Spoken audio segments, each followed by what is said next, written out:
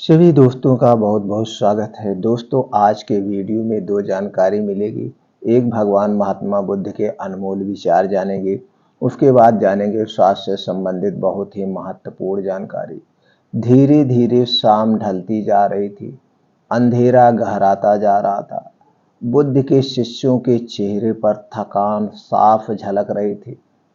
बुद्ध समझ चुके थे कि शिष्यों को विश्राम की आवश्यकता है, अतः उन्होंने एक सुरक्षित स्थान देखकर शिष्यों को रुकने का आदेश दिया। कुछ समय पश्चात एक शिष्य ने बुद्ध से प्रश्न किया, भंते, क्या विद्या को किसी से बलपूर्वक सीखा जा सकता है? क्या विद्या को चुराया जा सकता है? भगवान महात्मा बुद्ध ने कहा, कदापि नहीं। विद्या को केवल सेवा भाव से ही सीखा जा सकता है। आइए तुम्हें एक कहानी के माध्यम से समझाते हैं। और इसे सुनो। एक फकीर था। वह जंगल में घास फूस की कुटिया बनाकर रहता था। उसे एक विद्या आती थी। वह पीतल को सोना बना देता था, लेकिन इस विद्या का प्रयोग वह तभी करता था जब उसे उसकी बहुत आवश्यकता होती थी, और वह भी गरीबों के फायदे के लिए, गरीबों की सेवा करने के लिए ही इसका प्रयोग वो करता था। एक दिन एक बहुत ही गरीब ब्राह्मण उसके पास आया। उसको अपनी लड़की का विवाह करना था और उसके पास एक फूटी कौड़ी भी नहीं थी जिससे वह अपनी बेटी की शादी कर सके। उसने फकीर को अपनी परेशानी बताई। फकीर ने समझ लिया कि यह सचमुच में परेशान है। उसने पीतल के एक बर्तन को सोने का बनाकर उसे दे दिया और कहा कि इस बर्तन को बेचकर उन रुपयों से अपनी बेटी का विवाह कर लेना। ब्राह्मण उस बर्तन को लेकर एक सुनार की दुकान पर गया। जब उसने सुनार को वह बर्तन दिखाया तो सुनार को संदेह हो गया। ऐसे फटे हाल आदमी के पास सोने का बर्तन कहां से आया, कैसे आया? उसके दिमाग में तरह तरह के विचार होने लगे। हो न हो यह राजा का ही है। सुनार उसे पकड़कर राजा के पास ले गया। राजा ने पूछा कि क्या बात है, तो उसने सारी बात सच सच बता दी। उसने एक भी बात नहीं छुपाई। बात को सुनकर राजा के मन में लालच आ गया। उसने सोचा, फकीर को बुलाकर यह विद्या अवश्य सीखनी चाहिए जिससे हमारे राज्य में कभी धन दौलत की कमी ना हो। यह सोचकर उसने ब्राह्मण को तो छोड़ दिया, साथ ही अपने एक सिपाही से कहा कि जाओ उस फकीर को पकड़कर ले आओ। सिपाही गया और थोड़ी देर में ही फकीर को लेकर आ गया। राजा ने कहा, फकीर, तुम पीतल को सोना बनाना जानते हो? फकीर ने बड़े गर्व से बोला, जी हाँ महाराज, मैं जानता हूं। राजा ने कहा, यह विद्या हमें सिखा दो। फकीर निडरता के साथ, नहीं, मैं ऐसा नहीं कर सकता हूं। जानते हो मैं कौन हूं? राजा ने कड़क कर कहा। फकीर नम्रता के साथ बोला, जानता हूं महाराज, खूब अच्छी तरह से जानता हूं। आप इस राज्य के राजा हैं और बहुत बलशाली हैं। राजा को बहुत गुस्सा आया। उसने कहा, मैं तुम्हें 15 दिन का समय देता हूं। अगर इस बीच तुमने मुझे विद्या सिखा दी तो ठीक, नहीं तो फांसी पर लटकवा दूंगा। उसने फकीर को छोड़ दिया। वह रोज शाम को उनके पास सिपाही भेजता कि वह तैयार है विद्या सिखाने के लिए कि नहीं। फकीर का एक ही उत्तर होता था, नहीं। ऐसी विद्या को राजा छोड़ना नहीं चाहता था। उसने देख लिया कि फकीर को डराने धमकाने से अब कोई नतीजा नहीं निकलने वाला है, तो उसने दूसरा उपाय सोचा।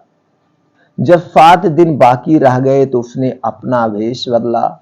और फकीर के पास जाकर उसकी सेवा करने लगा। उसने फकीर की इतनी सेवा की कि फकीर खुश हो गया। फकीर ने पूछा, बोल तू क्या चाहता है? राजा ने कहा, मुझे वह विद्या सिखा दीजिए जिससे आप पीतल से सोना बना देते हैं। फकीर ने उसे विद्या सिखा दी और कहा, देख, इसका इस्तेमाल दीन दुखियों की भलाई के लिए ही करना। राजा अपने महल में आ गया। 15वें दिन उसने फकीर को बुलवाया और कहा, बोलो विद्या सिखाने को तैयार हो या नहीं? फकीर ने वही जवाब दिया, नहीं। तो तुम्हें फांसी पर लगवा दूं, फांसी पर लटकवा दूं? फकीर ने कहा, जरूर महाराज। तब राजा ने गर्व से हंसकर कहा, जिस विद्या का तुम्हें इतना घमंड है उसे मैं जानता हूं। इतना कहकर राजा ने एक पीतल के बर्तन को सोने का बनाकर दिखा दिया। फकीर ने कहा, राजन, तुमने यह विद्या किसी की सेवा करके सीखी है। विद्या कभी भी डरा धमकाकर हासिल नहीं की जा सकती है। सभी शिष्य कहानी का अर्थ समझ चुके थे। इसके पश्चात सभी ने एक साथ भोजन किया और विश्राम करने लगे। दोस्तों, इस छोटी सी कहानी से आपको क्या ज्ञान प्राप्त हुआ, हमें कमेंट सेक्शन में जरूर बताइएगा। चलिए मित्रों, अब जानते हैं स्वास्थ्य से संबंधित बहुत ही महत्वपूर्ण जानकारी। अगर ये जानकारी आज आप जान गए तो दोस्तों आपका शरीर कभी बीमार नहीं होगा। जैसे आपने थंबनेल पे देखा होगा 4 चीजों का बना हुआ जूस। जी हाँ मित्रों, अगर ये जूस आप डेली ले रहे हैं तो आपके शरीर से बहुत सारी बीमारियां गायब हो जाएगी। वह कौन सी 4 चीजें हैं, चलिए उसके बारे में जान लेते हैं। फिर ये जानते हैं जूस कैसे बनाया जाता है और जूस को कितनी मात्रा में हमें लेना है और कब लेना है। सबसे महत्वपूर्ण होता है दोस्तों उसकी मात्रा और सही समय का उपयोग, किस समय हमें इसका उपयोग करना है, तभी उसके फायदे मिलते हैं। तो सबसे पहले दोस्तों हम ये जान लेते हैं इसमें कौन कौन सी चीजें पड़ी हैं और उन चीजों में कौन कौन से तत्व पाए जाते हैं, कौन से गुण पाए जाते हैं और उसके फायदे क्या हैं। कोई भी चीज खाने से पहले, यूज करने से पहले उसके अंदर पाए जाने वाले तत्व और उसके फायदे और उसके यूज करने का तरीका जरूर जानना चाहिए मित्रों, तभी पूरा उसका फायदा मिलता है। तो दोस्तों पहली चीज जो है दोस्तों वो है लौकी। अब यहाँ पे हम जान लेते हैं लौकी में क्या क्या पाया जाता है और लौकी के साथ ही जो 3 चीजें सबसे शक्तिशाली चीजें हैं जिसे मिला के ले रहा है, ये बहुत महत्वपूर्ण चीज है। तो लौकी का जूस, लौकी में क्या क्या पाया जाता है? Vitamin A, vitamin C, calcium, iron, magnesium, potassium, zinc, antioxidant व अन्य और छोटे मोटे प्रोटीन से, विटामिन से पाए जाते हैं। दूसरी चीज जो है दोस्तों वो है पुदीना। पुदीना में कौन से गुण पाए जाते हैं? Antiviral, anti microbial, antioxidant, thiamine, vitamin A, vitamin C, potassium, iron, calcium जैसे तत्व पाए जाते हैं। तीसरी चीज है दोस्तों है तुलसी की पत्ती। तुलसी के पत्ती में पाया जाता है antibiotic, antioxidant, anti inflammatory, vitamin C, calcium, zinc, iron, chlorophyll, citric, tartaric, malic and anti fungal जैसे एंटीवायरल जैसे गुण पाए जाते हैं। अगली चीज जो है दोस्तों है अदरक। अदरक में पाया जाने वाला तत्व है vitamin C, calcium, iron, phosphorus, zinc, copper, manganese, chromium, antibacterial, anti fungal, anti inflammatory, antioxidant जैसे छोटे मोटे और प्रोटीन विटामिन पाए जाते हैं। अगली चीज दोस्तों वह है हरी धनिया पत्ती। इसमें क्या क्या पाया जाता है? Vitamin A, vitamin C, vitamin K, vitamin E, vitamin B, magnesium, calcium, potassium, antioxidant, fibre, zinc, carbohydrate, iron, phosphorus, carotene व छोटे मोटे और प्रोटीन से विटामिन पाए जाते हैं। अब आप दोस्तों जान गए इन 4 चीजों में पाए जाने वाले तत्व के बारे में। अब हमें जान लेते हैं इसके क्या क्या फायदे हैं। दोस्तों हार्ट अटैक को ठीक करने की क्षमता रखता है यह जूस, हार्ट अटैक और हार्ट अटैक अगर नहीं है तो हार्ट अटैक आपको नहीं आएगा। अगर हार्ट अटैक आपको आया है भविष्य में और आपकी उसकी मेडिसिन चल रही है दोस्तों, जैसे ही इस जूस को आप 3 महीने यूज करेंगे, 3 महीने के बाद आप देखेंगे एक अद्भुत चमत्कार होगा, अद्भुत फायदा होगा। धीरे धीरे आपका जो ब्लड हार्ट अटैक की दवा चल रही है वो आपकी कम हो जाएगी। अगर डॉक्टर ने बताया कि आपको एंजियोग्राफी कराना पड़ेगा, एंजियोप्लास्टिक करवाना पड़ेगा दोस्तों, वो भी आपका बंद हो जाएगा। ऑपरेशन कराने की नौबत नहीं आएगी, स्टेंट लगवाने की नौबत नहीं आएगी। दूसरा है वेट लॉस, वजन को कम करने में भी ये सहायक है। डायबिटीज को भी कंट्रोल करता है, क्योंकि डायबिटीज होता क्यों है, जब आपके खून में रक्त की अम्लता बढ़ जाती है, एसिडिटी बढ़ जाती है, तभी आपको diabetes, heart attack, blood pressure सारी चीजें होती हैं। तो दोस्तों ये लौकी क्षारीय चीज है और इसके साथ जो चीजें मिलाई गई हैं वो भी क्षारीय चीजें हैं। तो हर एक क्षारीय चीज रक्त की अम्लता को, रक्त की एसिडिटी को कम करता है। इसलिए दोस्तों diabetes, heart attack, blood pressure जैसी गंभीर बीमारियों को कंट्रोल करने की शक्ति रखता है, यानी ठीक करने की शक्ति रखता है यह जूस। शरीर की टॉक्सिसिटी निकालने में मदद करता है, तनाव व चिंता को दूर करता है, पाचन तंत्र को मजबूत बनाना है, शरीर की रोग प्रतिरोधक क्षमता को बढ़ाता है, त्वचा और बालों की शाइनिंग लाता है, कोलेस्ट्रॉल लेवल को कम करता है, बालों को झड़ने से रोकता है, यूरिनरी ट्रैक्ट इंफेक्शन में सहायक है, बीपी को कम करने में सहायक है, कैंसर जैसी समस्या को दूर करता है या वह कैंसर की बीमारी से बचाता है। इसके अलावा और बहुत सारे फायदे हैं। तो दोस्तों इसके फायदे आप समझ गए कितने कितने हैं। अभी हम जान लेते हैं इस जूस को हमें बनाना कैसे, कौन सी कितनी मात्रा में लेना है। आपको लौकी 200 ग्राम का जूस बनाना है, तो लौकी 200 ग्राम हो गई, तो 200 ग्राम में 200 ग्राम आपका जूस बनेगा। और इसी में मिलाना है पुदीना का रस आधा चम्मच, अदरक का रस आधा चम्मच, हरी धनी पत्ती का रस आधा चम्मच, तुलसी पत्ती का रस 1 चम्मच का चौथाई भाग। ये सारी चीजें डाल के आपका ये जूस तैयार हो गया। अब इस जूस को लेना कब है, इस जूस को रोज सुबह खाली पेट आपको लेना, बासी मुंह। याद रखिए कुछ भी खाना पीना नहीं। जब आप सुबह उठेंगे, मॉर्निंग वॉक जाएंगे, योगा करेंगे, योगा वगैरह करने के बाद जब आप घर पे आएंगे, घर आने के बाद इस जूस को लेना है। बस इस जूस के साथ कुछ सावधानी बरतनी है। सावधानी में क्या है, आप जूस लेने के 1 घंटे पहले कुछ भी खाएंगे पिएंगे नहीं, कुछ भी मुंह में नहीं जाना चाहिए। और ये जूस लेने के 3 घंटे बाद तक कुछ नहीं लेना, 3 से 3.5 घंटे तक आपको कुछ नहीं लेना है। क्योंकि जब ये आप खाली पेट इस जूस को पीते हैं और जैसे ही आपके पेट में जाता है वहां पे आंतों की सफाई करता है। अब ये आंतों की सफाई का जो कार्यक्रम चलता है 2.5 से 3 घंटे तक चलता है। अब इस 2.5 से 3 घंटे के बीच में आपको कुछ भी नहीं लेना, टॉफी बिस्किट यानी कि मुंह में पानी भी नहीं जाएगा। अगर आपको प्यास लगती है तो 2 घंटे बाद आप पानी ले सकते हैं, वो भी गुनगुना, नहीं तो आप न लीजिए तो सबसे बेटर है। इस ढंग से अगर इसका प्रयोग करते हैं दोस्तों, शरीर में आपकी कोई भी बीमारी नहीं होगी। जितनी बीमारियां हैं ये हर बीमारी को क्योर करने की क्षमता है इस जूस में, क्योर करने की क्षमता है इस जूस में, और आपको बीमारी होगी नहीं। इम्यूनिटी बूस्टर यानी कि आपके शरीर की रोग प्रतिरोधक क्षमता को बढ़ा देता है। दोस्तों हम बीमार क्यों होते हैं, सबसे पहले इस पे थोड़ा सा प्रकाश डाल लेते हैं। जब हमारे शरीर का इम्यूनिटी सिस्टम वीक हो जाता है। इम्यूनिटी सिस्टम वीक क्यों होता है, जब हम लाइफ स्टाइल को चेंज कर देते हैं, यानी कि प्रकृति के हिसाब ना तो हम खाना खाते हैं, ना हम प्रकृति के हिसाब से सोने जाते हैं, ना प्रकृति के हिसाब से जागने जाते हैं। आप जब इसके प्रकृति के खिलाफ जाते हैं, क्योंकि जो ये आपके शरीर का निर्माण हुआ है इन्हीं प्रकृति से बना है, इन्हें प्रकृति नियमों पर डिपेंड है। आप एक छोटी सी गाड़ी लेने जाते हैं, 2 व्हीलर गाड़ी लेने जाते हैं, तो 2 व्हीलर गाड़ी जब आप लेते हैं उसके साथ आपको एक कॉपी मिलती है, और उस कॉपी पे क्या होता है, इंस्ट्रक्शन होता है। इंस्ट्रक्शन क्या होता है, जैसे कि ये गाड़ी कितना एवरेज देगी, 1 लीटर में कितना किलोमीटर जाएगी, कितना किलोमीटर गाड़ी चलने के बाद आपको गाड़ी की साफ सफाई करवाना है यानी सर्विसिंग करवाना है, और गाड़ी पर कितने लोग बैठेंगे, गाड़ी का मोबिल कब बदला जाएगा, इसका पेट्रोल कब डाला जाएगा, सारे इंस्ट्रक्शन है। कितना हवा रखना।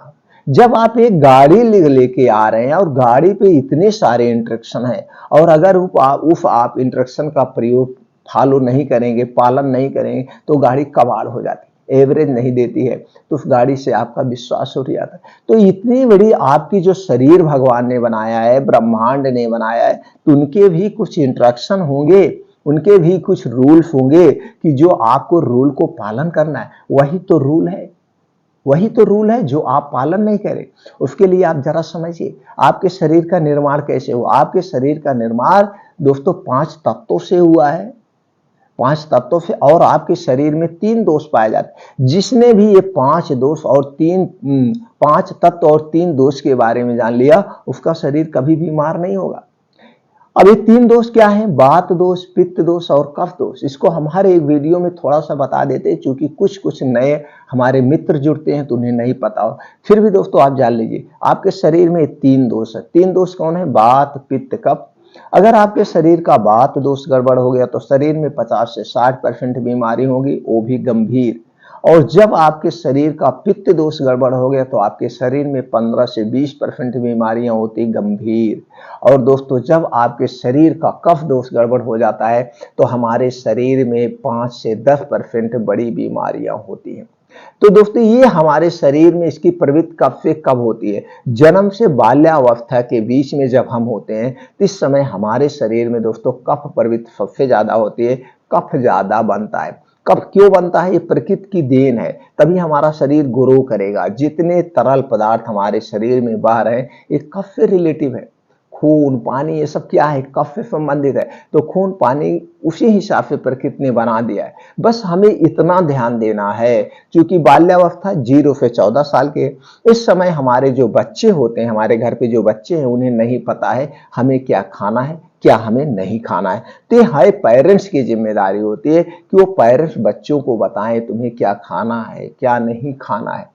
तो बच्चों को कफ बनाने वाली कोई चीज मत दीजिए, वरना आप उनके जिंदगी के साथ खिलवाड़ कर रहे हैं।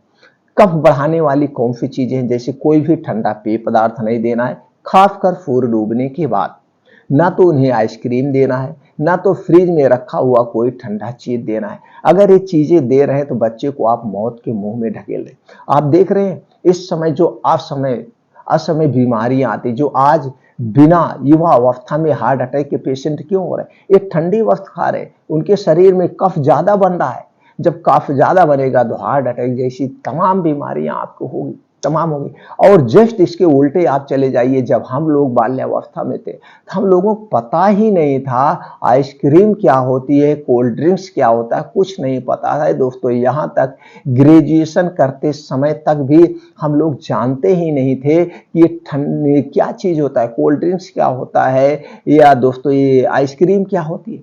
पहली बात तो जानना तो दूर, उसके बाद पैसे भी इतना नहीं होते थे कि इसको खाया जाए। लेकिन आज बच्चा 3 साल का है तो पेरेंट्स क्या कर रहे हैं? बड़े प्रेम से उन्हें कोल्ड ड्रिंक्स पिला रहे हैं, बड़े शौक से उन्हें आइसक्रीम खिला रहे हैं। लो बेटा आइसक्रीम खा लो। अरे दोस्तों आइसक्रीम ना खिला रहे हो, आप उन्हें पॉइजन खिला रहे हो, बच्चे का भविष्य बिगाड़ रहे हो। आखिर आइसक्रीम में है क्या, कोल्ड ड्रिंक्स में है क्या? कभी उसका एक दिन बैठ के आप सर्वेक्षण करिए कि आप जो बच्चों के, अरे उसके स्थान पर बच्चे को आधा गिलास गन्ने का जूस पिला दीजिए, आधा गिलास आप मौसम्मी का जूस पिला दीजिए, नेचुरल चीजें दीजिए दोस्तों, नेचुरल चीजें। आप बच्चों को खुद मौत के मुंह में ढकेल रहे हैं। तो हर एक पेरेंट्स की जिम्मेदारी है। उसके बाद हम आते हैं युवा अवस्था है। युवा अवस्था दोस्तों हमारा 15 से 60 साल का जो बीच होता है, युवा अवस्था का होता है। और इस समय हमारे शरीर में एसिडिटी यानी पित्त बहुत ज्यादा बनती है। पित्त क्यों बनता है? प्रकृति के हिसाब से बनता है, क्योंकि ये 15 से 60 साल के बीच में हम तमाम फंक्शन से गुजरते हैं, हमारा शरीर उस समय बहुत ग्रो करता है। उस समय हम दोस्तों शादी ब्याह तरह तरह के, तो भगवान भी जानते हैं इस समय युवा अवस्था में है तो बाहर की चीजें बहुत खाएंगे, तरह तरह की चीजें खाएंगे, तो इसलिए एसिड ज्यादा बनता है और यही एसिड एंजाइम खाने को पचाता है। बस हमें ध्यान देना है कि उतने ही चीजें हम खाएं जो हमारा डाइजेशन पचा ले। और हमें ये ध्यान देना होगा कि एसिड बनाने वाले जो पदार्थ हैं, जो चीजें हैं, उसे हमें नहीं खाना है। अगर आप एसिड बनाने वाली चीजें खाएंगे तो शरीर में जितना एसिड बनना चाहिए उससे ज्यादा एसिड बनेगा। जब उससे ज्यादा एसिड बनेगा तो आप स्वाभाविक सी बात है आप हमेशा बीमार बने रहेंगे। और जब हम युवा अवस्था से वृद्धावस्था में जाते हैं यानी 60 साल प्लस में जाते हैं तो दोस्तों हमारे शरीर में बात रोग होता है, बात रोग। तो दोस्तों आपको ध्यान देना पड़ेगा कि कब कौन सी चीजें खाएं, कौन सी चीजें ना खाएं। अब आप ये भी जान लीजिए दोस्तों, एक चीज और इंफॉर्मेशन आप ले लीजिए, ये आपका जो शरीर है इसमें वात का स्थान कौन सा है, कफ का स्थान कौन सा है, ये भी जान लीजिए। इसका भी स्थान ब्रह्मांड ने फिक्स किया है दोस्तों, फिक्स किया है। हृदय से ऊपर का भाग जो है ये वात प्रवृत्ति, वात का भाग है, तो सॉरी कफ का भाग है। हृदय से ऊपर कफ का भाग है और हृदय से नाभ के बीच का पित्त का भाग होता है और नाभ से नीचे का जो भाग होता है वात का स्थान होता है। इस सबका स्थान फिक्स है, आप समझ गए। तो दोस्तों वात पित्त कफ और ये 5 तत्व के बारे में जितने आप जानकारी ले लेंगे उतने आप स्वस्थ व निरोग रहेंगे, आपको कभी कोई बीमारी होगी ही नहीं।